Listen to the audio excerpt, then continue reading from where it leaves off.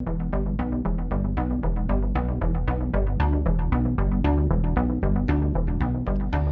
and welcome to the Trusted Advisor, a channel-focused podcast and video series powered by the Retail Solutions Providers Association. I'm Jim Roddy, your host for today. Thank you so much for joining us. This episode of the Trusted Advisor is sponsored by Heartland. As a point-of-sale dealer, you're constantly challenged by your retail and restaurant clients to provide them with systems that help them operate more profitably and competitively. Heartland provides you with the secure, reliable, cost-effective POS solutions your clients demand and a partnership that helps you grow your business. Heartland is committed to full disclosure and fair dealings with its business partners, and they're invested in your success. Heartland shares referrals, offers competitive margins, and provides tools and resources that help dealers gain visibility in their market to win deals. Heartland is actively recruiting new partners, so to become a Heartland dealer, go to heartland.us/become-a-dealer/RSPA.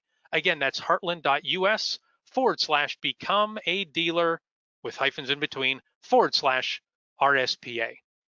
All right, today on the podcast, we'll be talking with a special guest. Kevin Spencer is the president of Rod Plus Solutions, a reseller headquartered in Trinidad and Tobago. Kevin runs a growing VAR business, and he has what I think is a story that's both incredible and instructive for the greater community. He'll share how the COVID crisis has impacted his business and his family. Again, how I think is how he's responded is really remarkable. Kevin, welcome to the podcast. Looking forward to talking with you. Hi, Jim. Thanks for having me. I really appreciate it. Yeah, always a pleasure to connect with you. So, Kevin, before we dive into the COVID angle of your story, can you give our listeners some background about yourself and your business, like the markets you serve, number of employees you have, brands you resell, things like that?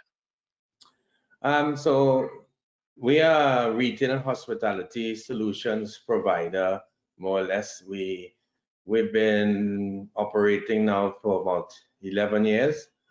We're focused on that environment solely. We don't get involved in any other industry unless there's a cross-platform vertical, more or less, with the solutions we provide. It's been a good 11 years, I must say. We've been growing. We have now grown from 2 employees when I started now to 25. And we're positioning ourselves more and more to grow as a solutions provider, even into Latin America. Great. And so can you talk about where those 25 employees located at this point? Most of them are in Trinidad and Tobago. We have a couple employees in Jamaica. We have a couple in Barbados and one in Guyana, but mostly in Trinidad and Tobago. Got it. Thank you. And some of the vendors who you work with, who are some of the partners that you resell their hardware, their software, some of the distributors that you work with? We work with most of the giants in the industry: Datalogic, Star Micronics, NCR, Zebra, eMobile POS on the software side, Lock Software on the software side, Soft Touch, and bringing up at the end would be Touch Dynamic, who is a great solution partner for us. Got it. Great. Thank you. And your distributors, who do you work with for that? We work with the top guns as well. I would say Ingram Micro, ScanSource, Blue Star, Incomex, just to name a few of them, more or less. Got it. Well, thank you. Thanks for that lay of the land. And again, later in the pod to our audience, we're going to be talking about Kevin's plan to expand his business. Quite a challenge there to have folks not just in different buildings, but in different countries. But first, Kevin, can we talk about how you've navigated 2020 and the COVID crisis? Take us back to March when everything started to fall apart in our hemisphere, and even start with your trip to the Dominican Republic. Well, I'll start back from probably January when I went to NRF and then subsequently to San Diego for another conference. Basically, in those travels, more or less, you've been seeing what's been going on with COVID-19. I mean, I've started preparing myself more or less in January in terms of, the thought process has been, oh, this is going to get really bad before it gets better. And what I did more or less is kind of created a roadmap of where we are going to be by talking to my management and saying, oh, this is going to get to a point that you may see shutdowns. And I mean, listening to different talks about it on the news. So basically, when I got to March, I was coming here to to Dominican Republic for a conference to expose the organization in that market and how we can start our Latin American Spanish speaking approach, which was in the plan from up to last year. So basically, that conference got canceled, and I got the flu. I mean, it was the flu. It wasn't COVID. But I didn't want to take the chance to travel with the flu at that point in time because everything was in high expectation, and people, I would have been an uncomfortable travel back to Trinidad, as well as I had my son and my wife with me. So basically, the lockdown came, and based on the fact that we had some roadmaps, we immediately implemented those roadmaps in terms of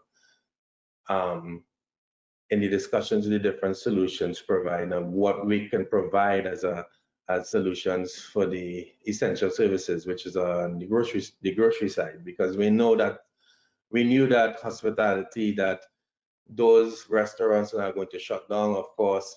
So we directed our solutions more in terms of the pandemic to retail, supermarket type solutions. So we rounded up a webinar, we rounded up different solutions. We pushed to our customers that we would be around. We're not shutting down as an organization. We kind of created a shift basis for employees to come to the office because we want to be able to let customers know we are still around. So it was a minimum staff in the office. So grabbing into that pandemic, keeping close with the employees, we spoke every week, and it was not normally a go-to meeting, meeting face to face with cameras, so at least the employees knew that I'm not there, but they were able to see my face, they were able to see my expressions. At no point in time, although there was some elements of being scared, at least there was still an action plan to get people to go in the right direction. So the leadership has really been about me educating myself. I mean, there were a couple of seminars I joined with RSPA, and kind of getting that information that was shared to me, to my employees, and kind of learning more and more about how the pandemic was going to portray. And within that sign, I mean, even using communication via social media, using customers have been able to call me on WhatsApp, calling me direct. I had a Dominican Republic telephone number so I can be reached.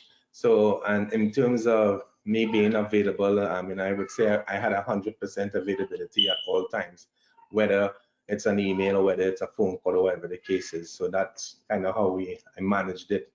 Yeah, and just to clarify for the audience, so you're based in Trinidad and Tobago, and you were in the Dominican Republic for that conference. Got canceled. You got sick, so you didn't want to travel back.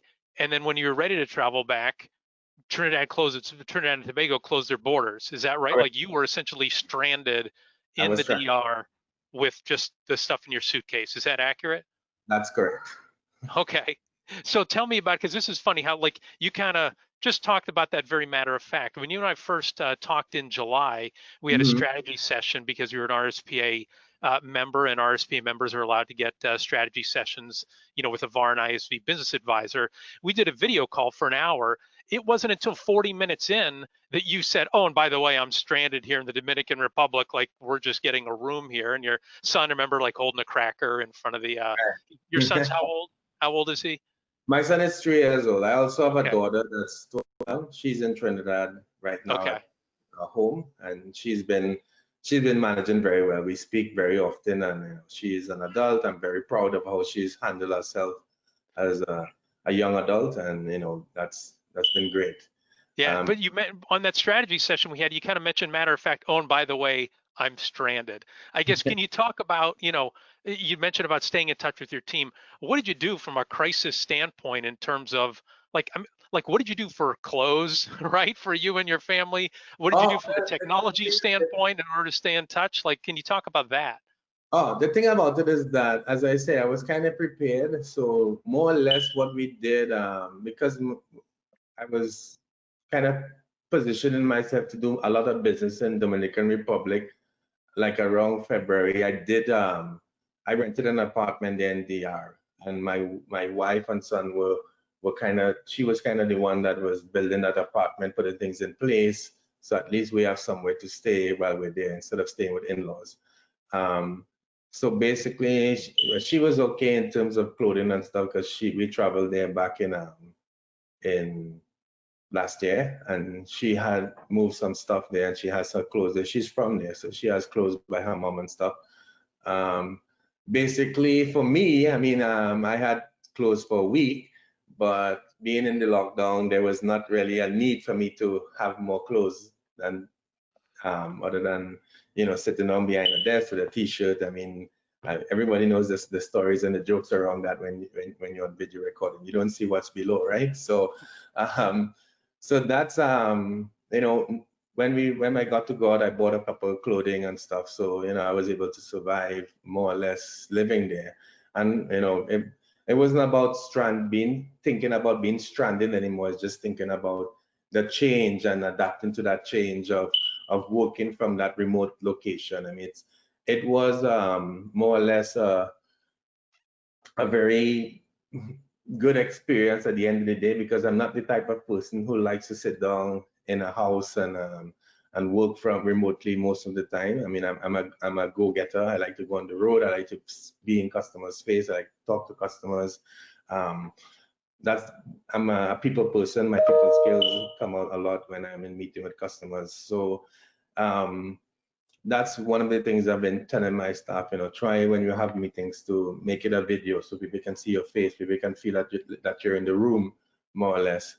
So, transitioning, I should say, into that role has has been a good experience, and I've learned a lot from it because I have a lot of remote employees as well that work from home. So I kind of got the feeling of what they go through, and we were able to talk about that in meetings as well, what their experience has been.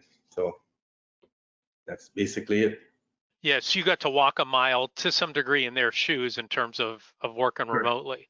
Correct. How have you personally stayed in touch with your customers? You just said you really like having that engagement with them. Having 25 employees, I'm sure you do a lot of delegating. You're not the main contact for a lot of customers, but Exactly. that's something that you've done on a regular basis already. How have you been able to keep your finger on the pulse of your organization and also your employees when you're in a different country than most of them for 6 months now? Like, this isn't just that you went to on a vacation for 3 weeks. Like, we're talking, when we're recording this, it's late October, and Right. this is March. Like, it's been all year long. So how have you done that? More or less, I have a good management team. I mean, they've been very, very, very supportive. Um, it's three of them, so basically, I've been able to delegate certain tasks. Even we had a couple of COVID-19 scares in terms of third-party contacts getting the COVID-19 virus. But we've been able to manage that very well, keeping the person away from the employee, I should say, just as a precaution, keep them away from the office. Thank God they didn't contract the virus. We've been pushing to be very responsible as individuals, telling your families to be responsible, because at the end of the day, we have to fight this together. It's a team effort. It's just not me. And I've stayed on top of leading this initiative in terms of COVID-19, getting the knowledge, telling, so like I'm the one to take the risk. I mean, I've traveled for work to Puerto Rico last month. And it's just about being careful, having your mask on, keeping your hands clean, avoiding social contact with persons. I mean, normally you would spark a discussion on a plane with somebody next to you. You don't do that anymore because you just have to be careful. Um, and that has worked. As you learn more about the virus, it's not about being scared, it's about adapting to the change and the new normal. And you know, my team has has been very supportive in that regard. Some of them were scared, but they've adapted to my leadership in terms of, let's get through this together. And me talking to them, they've been able to contact with customers. I myself have had conversations with customers. They call me, they know I'm out of Trinidad, and they call me to see how I am. I mean, I've now moved over here to Miami because I'm trying to set up operations in Miami, as I told you before. So I'm here for probably about a month or more, and then I'll go back to DR, or if Trinidad and Tobago's borders open, then I'll go back to Trinidad, depending on what happens first. But customers, then they call you on WhatsApp because it's a less expensive way of communication, of course. So I've been talking to them. I mean, I keep in contact with them. Most of them who want to implement solutions that they think will help them in this pandemic. We've been consulting, we've been advising them. I've brought my team on board. They've been a very strong a strong team that implements very effectively and efficiently. Yeah, and so it seems like, there was, so 2020 has been a lot of crisis. The COVID was a crisis situation, but it sounds like you did your work early in terms of getting the right people on board, getting enough people on board, and then having the systems and, delegating to them that really set you up that you've been able to handle this without the, organization collapsing. Am I understanding that correctly in terms of you built that foundation first early on in case Right. it was a pandemic or weather or economic downturn, or here we are maybe getting 3 for 3 in 2020. Am I understanding that correctly? Like you did all that work up front to really build a strong foundation for your business. Is that the key to you being able That's to pull correct. this off? And even even in any other different crisis that we've had as an organization, I always engross my team and say, we're in this together. Let's do this together and get this, achieve this. So it's never about me. I always use you hear different people say I and I. I always use the word we in meetings because I cannot do it without my team. There's no way I can function or do anything or execute anything without my team.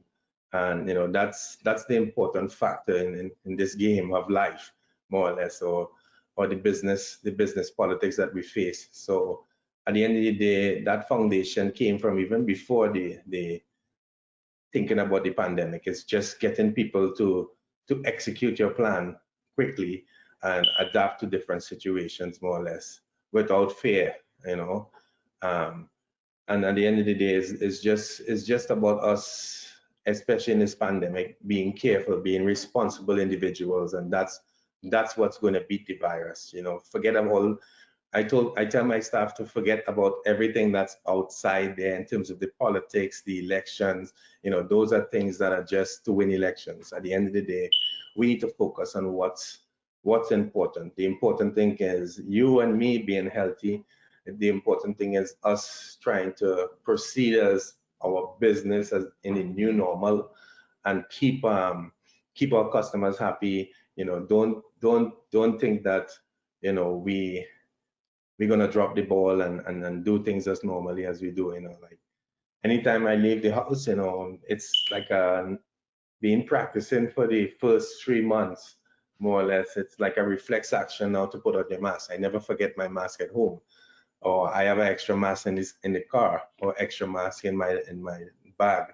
So if any point in time I'm left without one or the other, I still have something to grab and put on my face, and even hand sanitizer in your hands and stuff like that.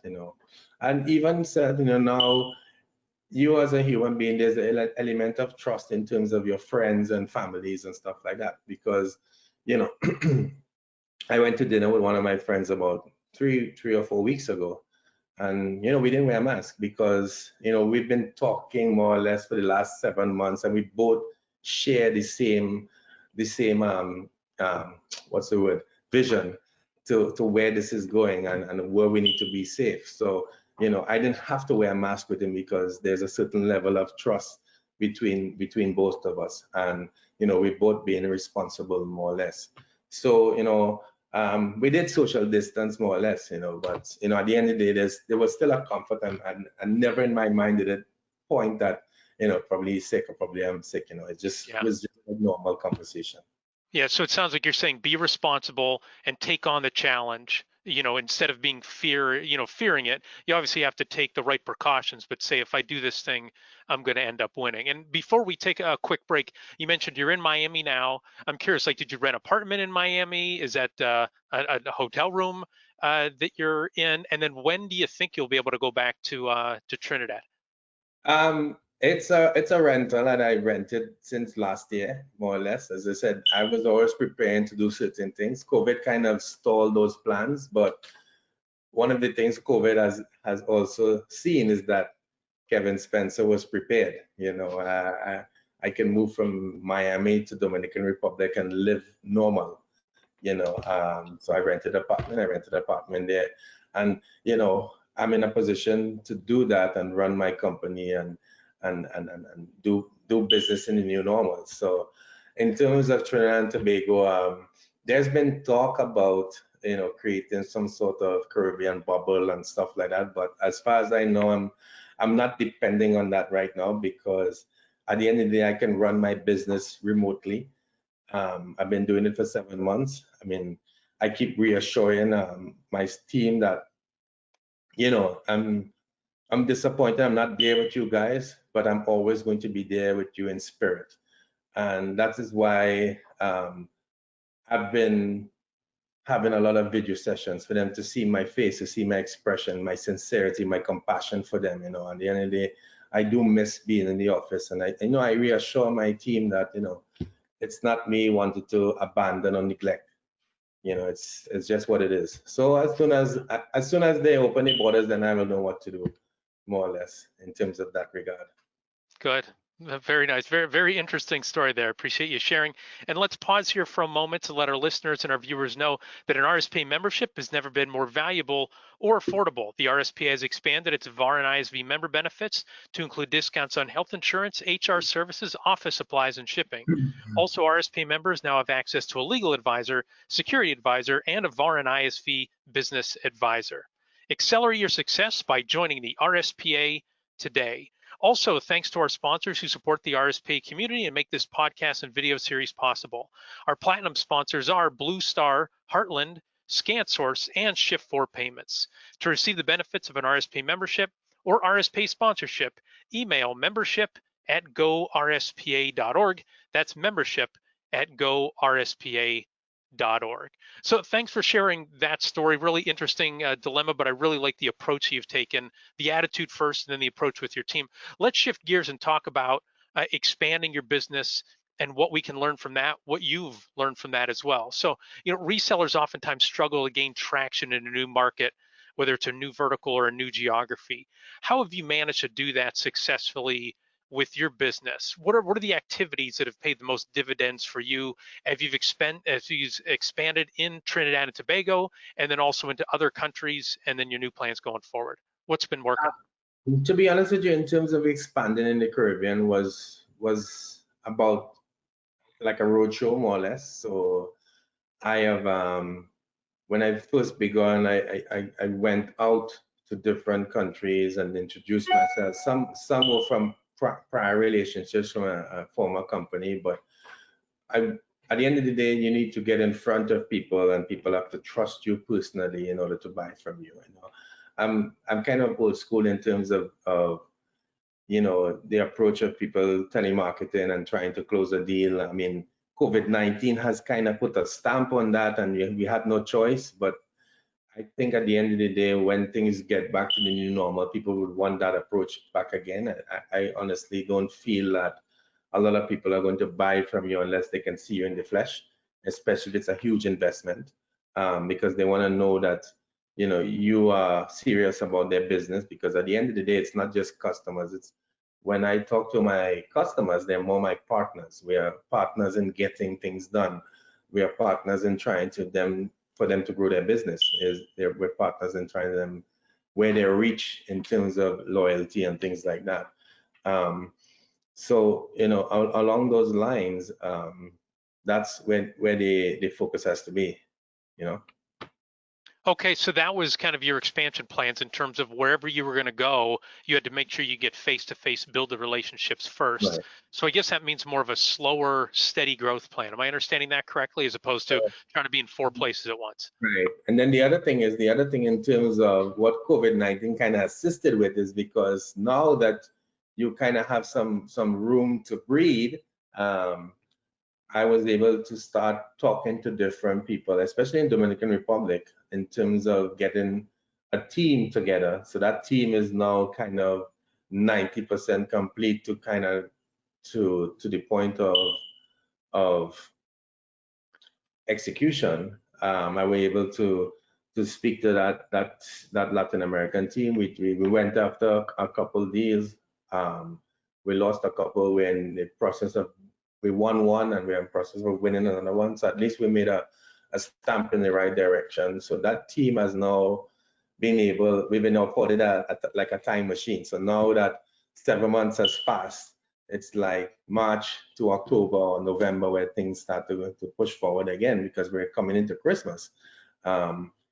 We've afforded ourselves that time to get people geared up to support, geared up to kind of sell the solution administrative wise. I've been able to do that more or less. So that's an additional 5 or 6 people that are going to join the team that's focused only on Latin America, because I don't want to kind of go into Latin America without the right people as well.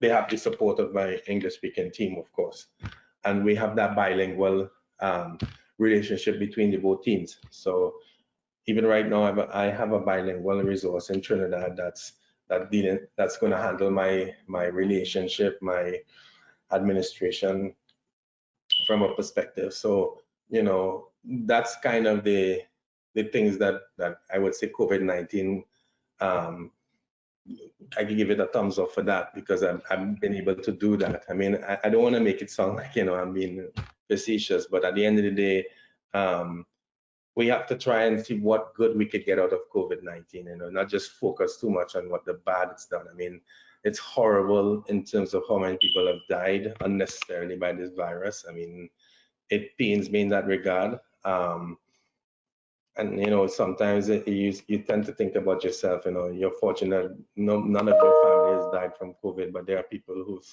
whose families have passed away. I mean, even you see on the news some young people passed away from COVID-19, and at the end of the day,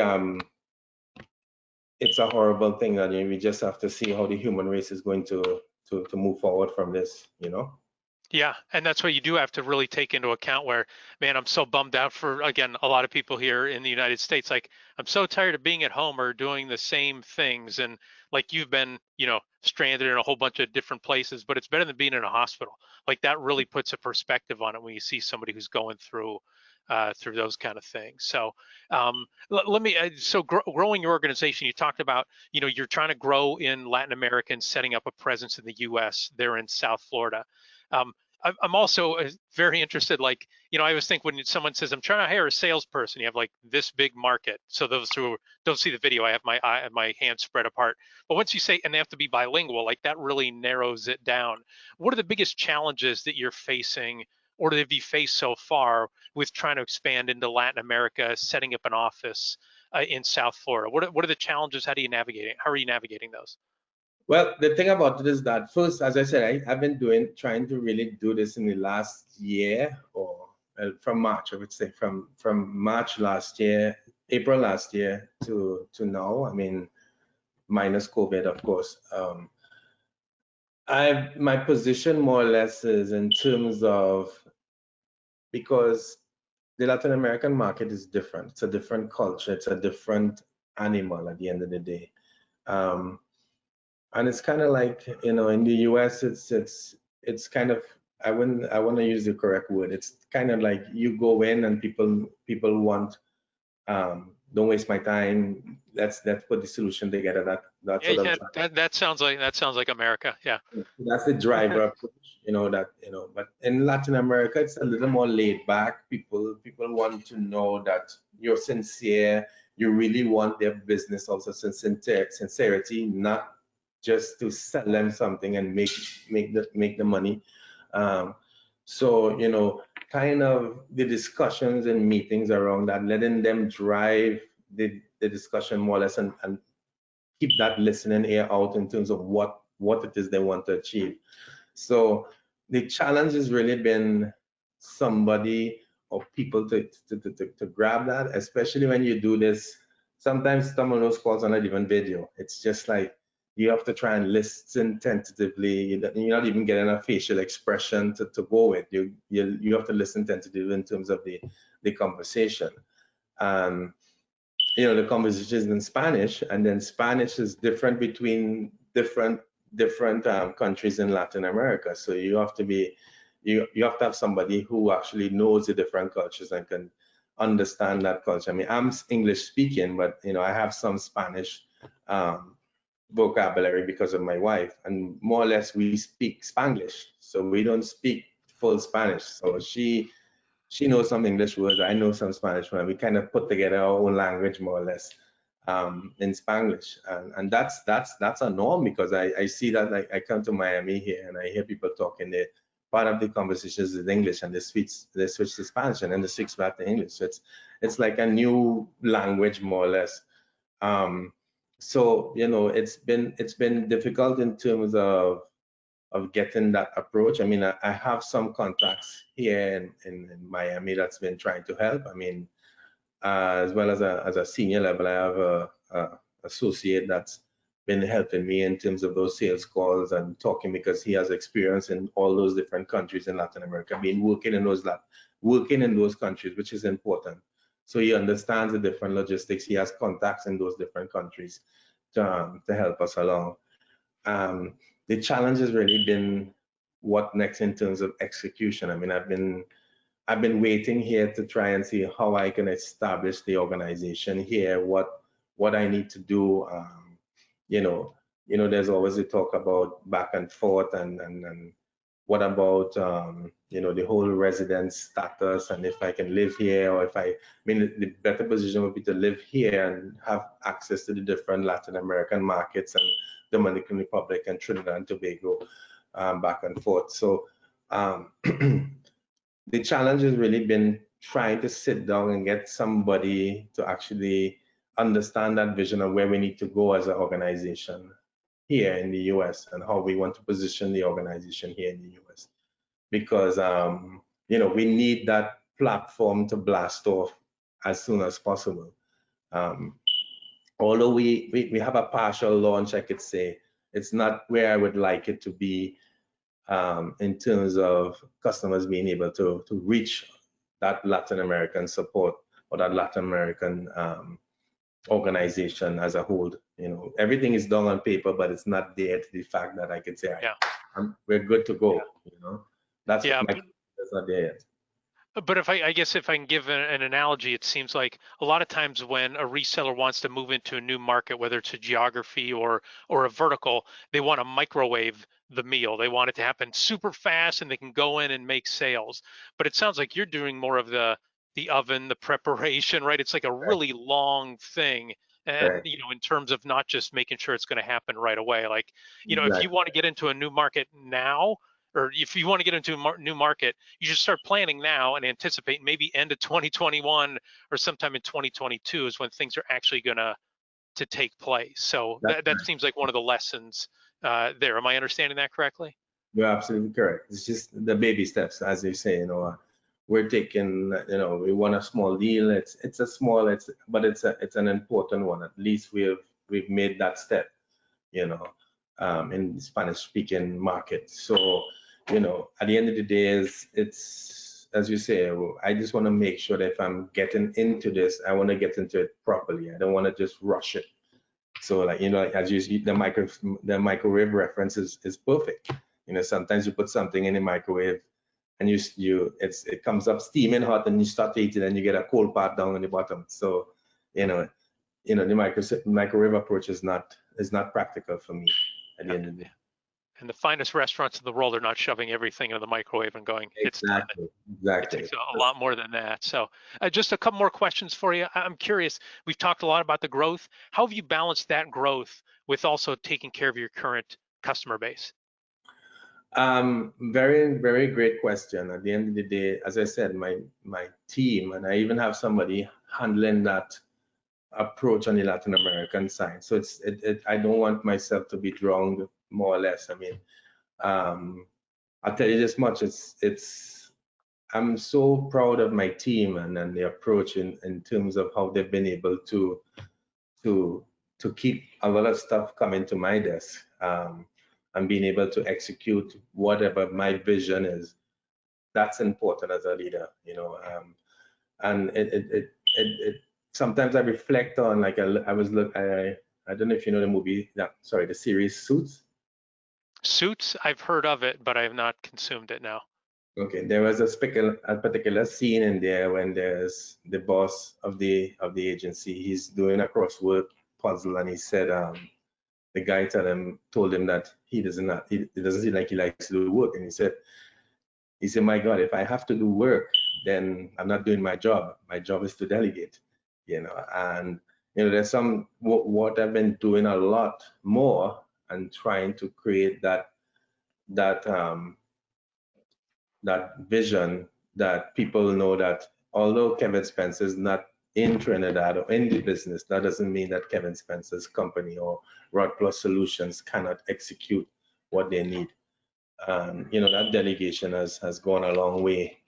That, sometimes, like, last week was my birthday. Last Saturday 10th was my birthday, and I was able to just leave on Friday and spend my birthday with my family. I mean, minus my daughter, which was bad, but at the end of this, she's still important. But at the end of the day, I just had to deal with the cards that have been dealt, and I was able to let go and not be consumed by what I've been normally being consumed by in the past. So that delegation and my team has helped a lot, I must say. Yeah, no, that's fantastic. And for those watching on our YouTube channel, I'm holding up my planner, my schedule that I have here. I do some electronically, but I still have paper. But I have this divider in between that lets me know what day. And so when I was president of a company, I still had the same divider, and I was always reminding myself about delegation. And it says, here are 3 quotes that you might like, Kevin. It is my job to design, engineer, and work on this company until it can function well without my constant intervention. It also had, if you don't teach delegation, you'll never solve your delegation problem. And then the last thing is, there are things your business needs that only you can provide. Delegate everything else. It seems like you've fully embraced that concept as well. So my last question for you is, because we're running out of time here, and so we love to ask our guests this: can you recommend to our audience of VARs and ISVs maybe a book to read, an online resource to follow, a podcast to listen to that'll help them improve their organization? I would one of the books that uh, it's a book by Jack Welch. I met Jack Welch personally. Did you Through, really? through ScanSource at a conference back in 2004, I believe. That's right. Yeah, Mike Bauer interviewed him. Correct. And sitting with him for 5 minutes, and how he inspired me. And one of the things he told me is, as a leader, um, based on my discussions with you, you look like you would be a great leader one of these days. This is when I was working for another company. I didn't have Rod Plus yet. But he said, I believe that you would be a great leader. You have the fundamentals in terms of being a great leader. One of these days, don't lose that will to execute that plan to be a great leader. And that him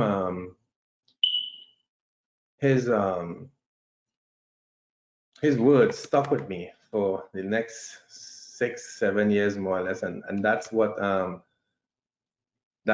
kind of put me on the map, more or less, in terms of what I needed to do. And I read his book. Sorry, I don't remember the name of the book right now. I think is it Winning? Yeah, I believe Winning is. I'll look it up very quickly. Yep, Winning by Jack Welch. Right. So I see, I remember, and that's been a very inspirational book. Another great person I met was